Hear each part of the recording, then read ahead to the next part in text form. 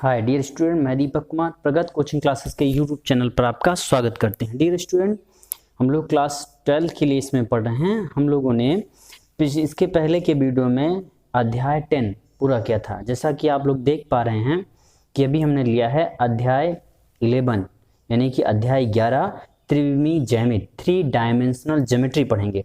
ठीक, अब तक हमने इसके पहले हमने सदिश बीजगणित पढ़ा था, जो कि प्रश्नावली उसकी सारी प्रश्नावली के प्रॉब्लम को हमने सॉल्व किया है। ठीक, तो अब लोग हम क्या पढ़ेंगे? त्रिविमीय ज्यामिति या 3 डायमेंशनल ज्योमेट्री। ठीक, देखिए इसमें पहली हेडिंग जो हमको मिली है वो है एक सरल रेखा की दिक् को ज्या ज्ञात करना, direction cosine.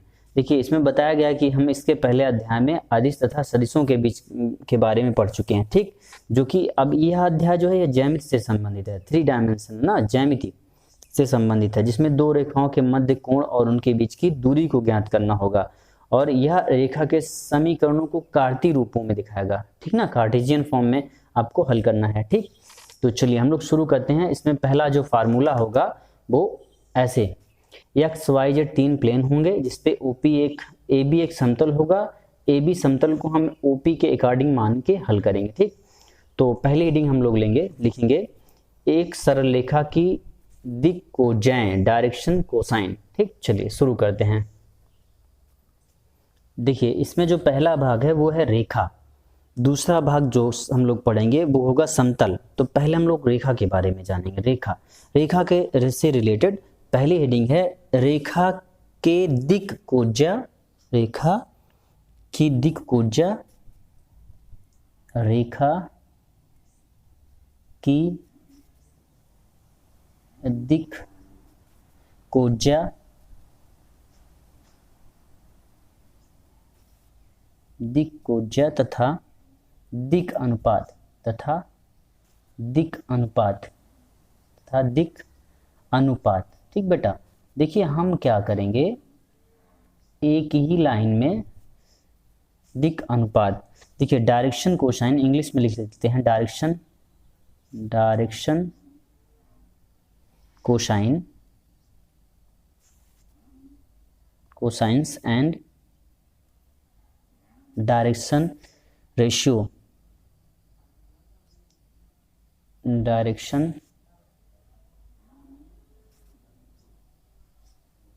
Ratios of a line. ये है भैया आपकी पहली हेडिंग। अब देखिए कैसे निकालेंगे, कोई रेखा हम कैसे मानेंगे। तो यहाँ पर देखिए 2 चीजें मिली हुई हैं। तो पहला लेंगे कौन सा?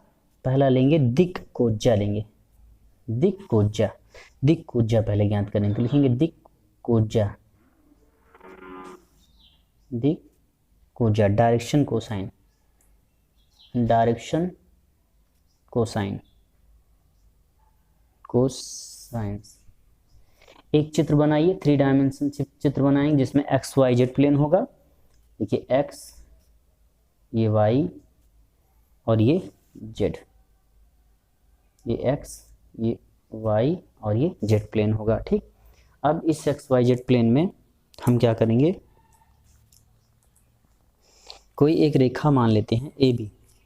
मान लीजिए कोई एक रेखा ए बी है, कोई रेखा ए बी है, तो इसे हम एक रेखा और बनाएंगे ओपी, वो से भी जो अच्छे से रिलेटेड है। ये ए बी हो जाएगा। ए बी किसके बराबर होगा? ए बी रेखा आपके बराबर होगी ओपी के वेक्टर, सॉरी इस ओपी सम के। ठीक, तो आप यहाँ क्या करेंगे, लिखेंगे ये ऐसे। अब देखिए यहाँ पर कोण मानेंगे हम लोग, क्या लिखेंगे?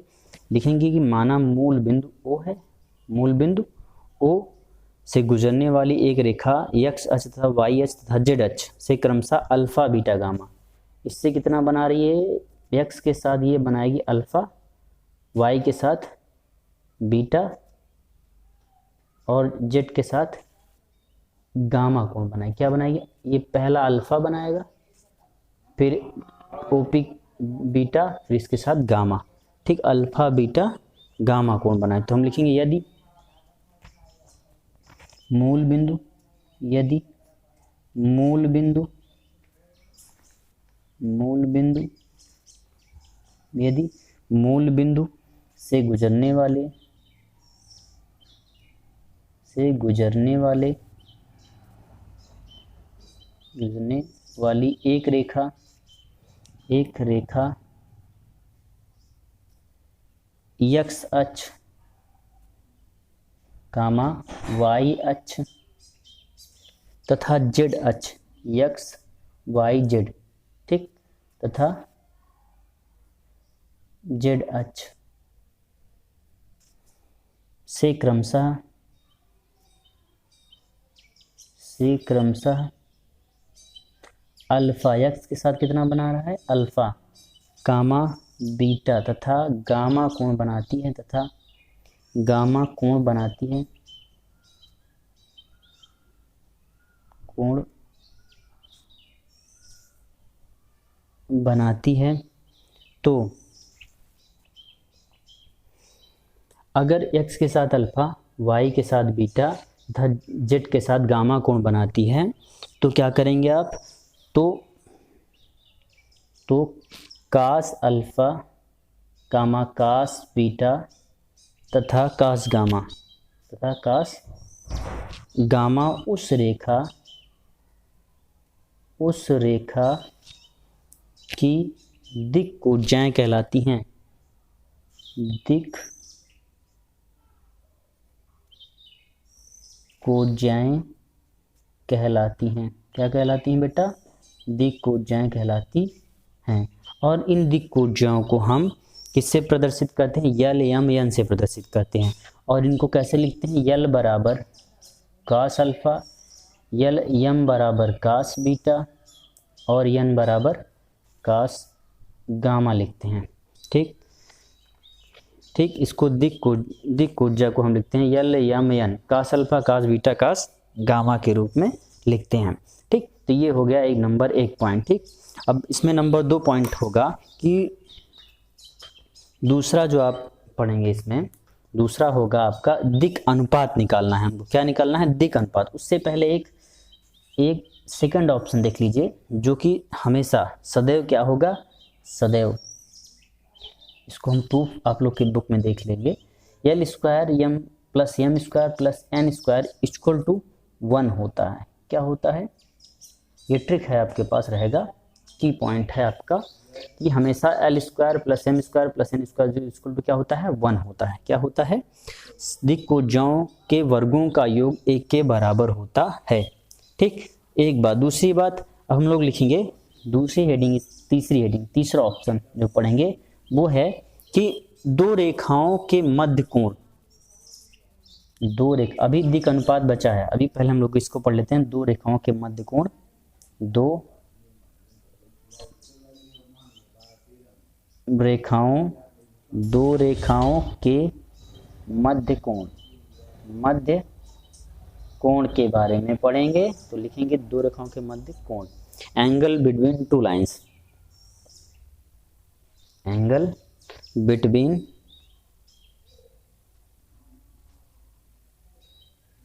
Two lines. ठीक बेटा, ठीक, एंगल बिटवीन टू लाइंस,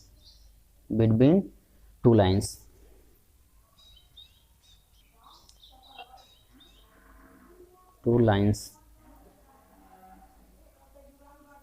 चलिए देखें, दो रेखाएं जिनकी दिक् ऊर्जाएं क्रमशः, अगर देखिए दो रेखाएं हैं ना, पहली रेखा की दिक् ऊर्जा कितनी होती है, यल यम यन होता है। तो ऐसी दो रेखाएं होंगी तो दोनों रेखाओं के लिए हम क्या मानेंगे, लिखेंगे कि दो रेखाओं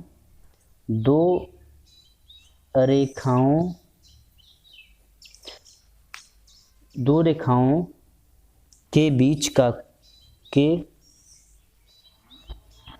दिक् ऊर्जा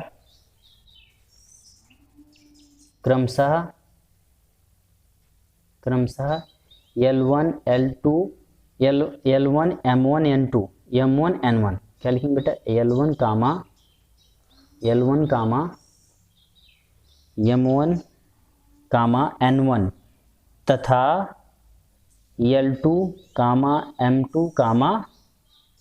N2 हैं, तो तथा इनके मध्य का कोण थीटा हो, कोण थीटा हो तो क्या करेंगे, तो cos theta equal to L1 L2 plus M1 M2 plus N1 N2 ये हो जाएगा। दूसरा दिक अनुपात। अब इसके बाद चौथा ऑप्शन जो होगा, चौथा पॉइंट जो होगा, चौथा ऑप्शन है दिक अनुपात किसे कहते हैं। तो दिक अनुपात हेडिंग डालेंगे, लिखेंगे दिक अनुपात। दिक अनुपात क्या है, दिक अनुपात डायरेक्शन कोसाइन, डायरेक्शन कोसाइन हम लोगों ने लिखा था ऊपर, डायरेक्शन सॉरी अनुपात है तो डायरेक्शन रेशियो, ठीक भैया। चलिए इसमें लिखेंगे किसी रेखा के दिक कोज्या के, किसी रेखा के, किसी रेखा के, कोई रेखा होगी मान लीजिए, किसी रेखा के दिक कोज्या के समानुपाती, किसी रेखा के दिक कोज्या के समानुपाती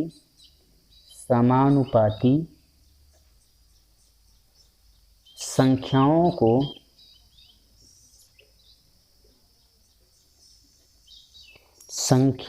को उस रेखा के दिक अनुपात कहते हैं, दिक अनुपात कहते हैं, अनुपात कहते हैं। अगर हम लोग शॉर्टकट भाषा में पढ़ें या अगर हम कहते हैं दिक अनुपात ABCD हैं, यदि रेखा के दिक अनुपात, यदि इसी में कह दें यदि रेखा के दिक अनुपात, यदि रेखा के दिक अनुपात A, B, C हो तो L equal to A upon A square plus B square plus C square.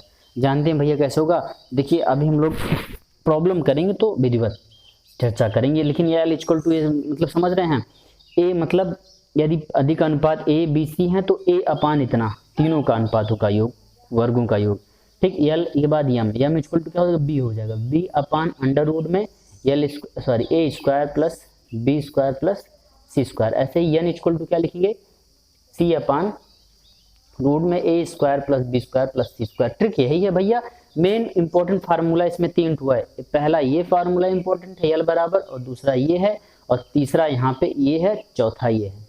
ये चारों इंपॉर्टेंट है। ये परिभाषा आपको याद रहे ना रहे, लेकिन आप इसको याद रखें क्योंकि इसी की मदद से आप प्रॉब्लम को सॉल्व करेंगे, ठीक ना। चलिए अब हम लोग चलते हैं प्रॉब्लम पर, सॉल्यूशन सॉल्विंग करते हैं।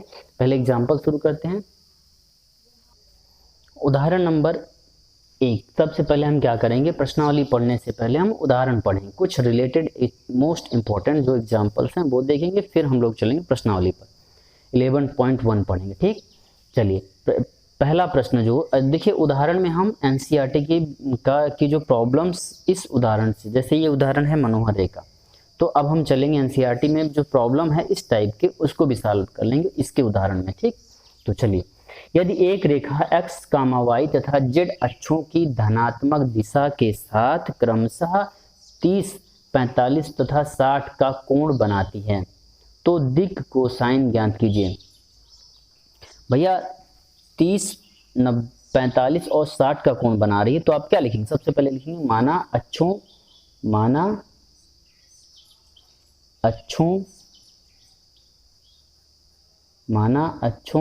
x, y तथा z के साथ रेखा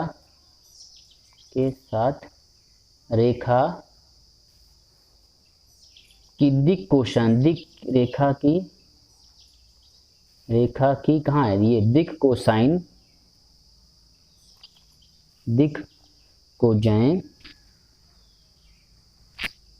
रेखा की दिक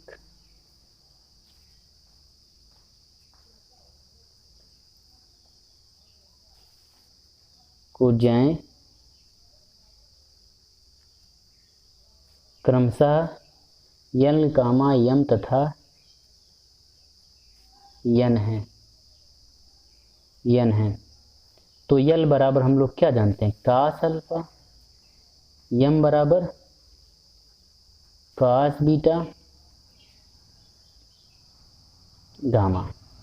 कास अल्फा की वैल्यू बेटा क्या है 30, पहला अल्फा है तो 30, ठीक।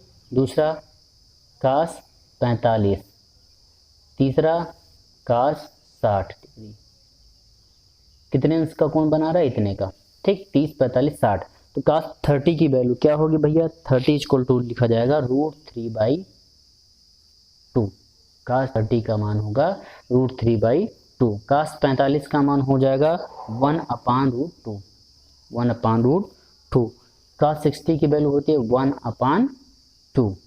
ये तो 3 आंसर हो जाएंगे आपके, यही हो जाएंगे भैया। यही तो होगा दिक कोसाइन। तो कास अल्फा, कास बीटा, कास गामा। अब कोण दिया गया है तो तीनों पे क्रमशः कोण रख देंगे, रख करके वैल्यू लिख लेंगे, कास 30, कास 45, कास 60 का मान, ठीक। चलिए, इस ऐसे ही सेम प्रॉब्लम है एनसीईआरटी के बुक में 11.1 की पहली प्रॉब्लम है। दूसरा एग्जाम्पल है, यदि रेखा एक्स वाई तथा जेड अक्षों के साथ क्रमशः 90, 135 तथा 45 अंश का कोण बनाती है तो इसकी दिक् कोज्याएं ज्ञात करिए। तो देखिए, ऊपर के प्रश्न में हमने सब कुछ पढ़ा है, तो क्या लिखेंगे वो थ्योरी आप लिख लीजिएगा। यल इक्वल टू क्या लिखेंगे, cos alpha, M equal to cos beta, N equal to cos gamma. जब भी दिक् कोज्याएं पूछेगा, दिक् कोसाइन पूछेगा तो सेम ऐसे ही आपको करना होगा, ठीक। तो वैल्यू रखेंगे, तो कास 90, पहला अल्फा होगा, दूसरा बीटा, तीसरा गामा।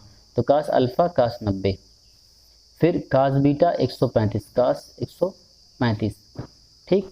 फिर कास गामा कास 45, कास कितना हो जाएगा 45, ठीक। चलिए, सबकी वैल्यू रखते हैं। कास 90 का मान 0 होता है, कास 135 का मान कितना होगा, माइनस में जाएगा क्योंकि -1/√2 होगा, और 45 का 1/√2 हो जाएगा। तो जो दिक् रेखा की दिक् कोज्याएं होंगी, अतः रेखा की, एक लाइन लिख सकते हैं आप, अतः रेखा की दिक् कोज्याएं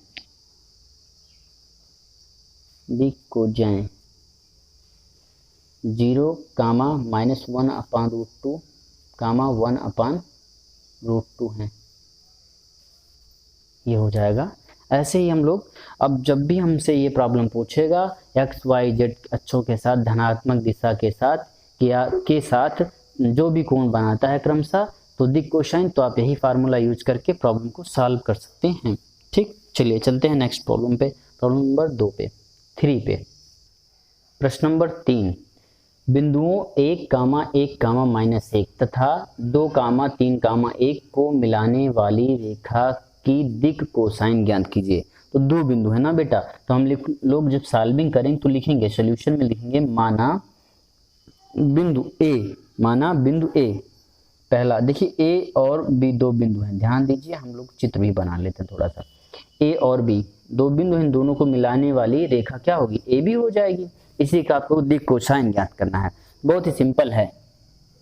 लिखेंगे माना बिंदु ए, हमने माना इसलिए क्योंकि यहाँ पे बिंदु ए हमने लिया, इसमें ए नहीं दिया है, सिर्फ बिंदु दे दिया 1,1,-1, ठीक। तो इसको हम लोग कैसे लिख सकते हैं, i + j - k कैप, ठीक। ऐसे ही बिंदु बी लिखेंगे, बिंदु बी क्या है 2,3,1, तो क्या लिखेंगे 2i + 3j + k कैप, ठीक। अब हमको ए बी निकालना है, तो ए बी इक्वल टू क्या लिखेंगे हम लोग, ए बी हमारी रेखा क्या हो जाएगी, ए बी इक्वल, वेक्टर के नियम से आप लोग जानते हैं ए बी इक्वल टू क्या लिखा जाएगा, ओ बी माइनस ओ ए, तो क्या लिखेंगे O B 2i + 3j + k cap minus, अब माइनस लगाएंगे, इसका सब चिन्ह परिवर्तित, i - j + k कैप। तो घटाइए भैया, घटाएंगे तो क्या मिलेगा, इसको घटाएंगे तो i मिलेगा, प्लस इसको इसमें घटाएंगे तो प्लस 2j मिलेगा, इसको इसमें घटाएंगे तो घटेगा क्या, जुड़ेगा k + 2k कैप हो जाएगा, ठीक। ये हो गया आपका ए बी मिल गया। अब ए बी की दिक् कोसाइन निकालना है, ध्यान से समझिए, एकदम ध्यान से। आप पहले ए बी ज्ञात कर लेंगे, दोनों रेखाओं दोनों बिंदुओं की इस तरह लिखने के बाद ए बी ज्ञात, फिर दिक कोसाइन का हमने एक फार्मूला बताया था। क्या बताया था? अभी हमने पीछे बताया था दिक अनुपात का फार्मूला। ठीक वही फार्मूला यूज होगा। देखिए आई का गुणांक 1 है, देखो आई का गुणांक 1, जे का गुणांक 2, के का गुणांक 2, तो मॉड ऑफ ए बी निकालेंगे। A B upon mod of A B होता है, लेकिन कैसे? देखिए मॉड ऑफ ए बी निकाल लेते हैं हम लोग। मॉड ऑफ ए बी निकालिए, या ऐसे लिख देते हैं, माना कोण अल्फा कामा बीटा तथा गामा है तो उनकी दिक को जाएं, तो उनकी दिक कोसाइन कैसे निकालेंगे भैया दिक cosine? cos alpha equal to a1 upon under root, देखिए a1 upon under root a1 का स्क्वायर प्लस a2 का स्क्वायर प्लस a3 का स्क्वायर। अब a1 a2 a3 वाली बला क्या है भैया? a1 है, आई का गुणांक a1, इसका गुणांक a2, इसका गुणांक a3। हमने ट्रिक ही बदल दिया, ट्रिक से समझिए। अब बहुत ही सिंपल है, मॉड ऑफ ए बी वाला नियम सही नहीं, ऐसे ही समझिए।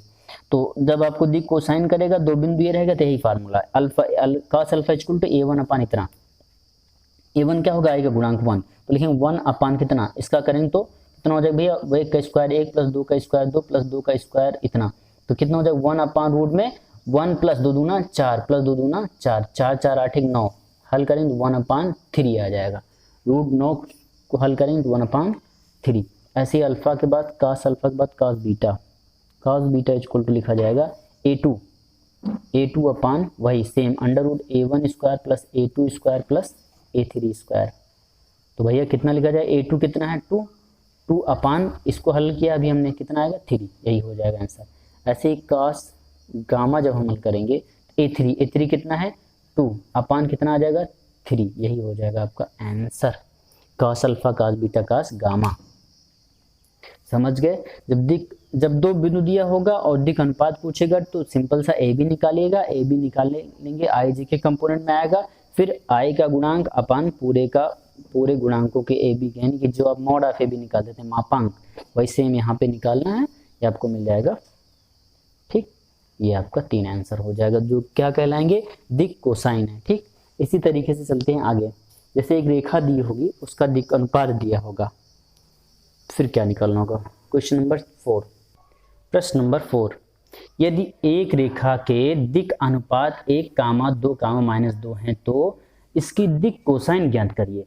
तो लिखेंगे सॉल्यूशन में, आप लिखेंगे दिया है रेखा के दिक अनुपात 1, 2, -2 है ना भैया। तो माना कोण क्या बनाएगा? आपका कोण बनेगा अल्फा कामा बीटा कामा गामा है, अतः cos अल्फा इक्वल टू क्या होगा? पहला a1 1 अपान अंडर रूट में 1 का स्क्वायर प्लस 2 का स्क्वायर प्लस -2 का स्क्वायर, कितना हो जाएगा भैया? 1 अपान रूट में 1 प्लस 2 दूना 4 प्लस 2 दूना 4, 4 4 8 1 9, 1 अपान रूट 9 इक्वल टू 1 अपान 3। क्या हो जाएगा? पहला आंसर आपको क्या मिलेगा? 1 अपान 9। ठीक, ऐसे ही 1 अपान 3, ऐसे ही cos अल्फा के बाद cos बीटा लिख लीजिए। cos बीटा क्या होगा? ये दूसरा a2 मतलब 2 अपान अंडर रूट कितना है, यही हल करेंगे सेम, तो यही वैल्यू है रूट 9 इक्वल टू क्या नहीं मिलेगा? 2 अपान 3। ऐसे ही cos gamma alpha beta gamma कितना आएगा? -2 अपान 3, क्योंकि यही वैल्यू सेम वैल्यू यही करेंगे, यह भी होगा। ठीक, तो कितना आ जाएगा? -2 अपान 3। तो ये आपका हो गया, आपका क्या? दिक कोसाइन क्रमशः इतने हैं। ठीक, देखिए आज के वीडियो में हम बस इतना ही पढ़ेंगे। नेक्स्ट वीडियो में हम लोग शुरू करेंगे प्रश्नावली कौन सी पढ़ेंगे? प्रश्नावली 11A। नेक्स्ट वीडियो में हम लोग पढ़ेंगे प्रश्नावली 11A, 11A पढ़ेंगे। ठीक, और ये प्रश्नावली किस बुक से पढ़ रहे हैं हम लोग? मनोहर रे की बुक से पढ़ रहे हैं, डॉक्टर हर्ष रूप शर्मा। ठीक, यूपी बोर्ड के लिए है। ठीक है, थैंक यू वेरी मच।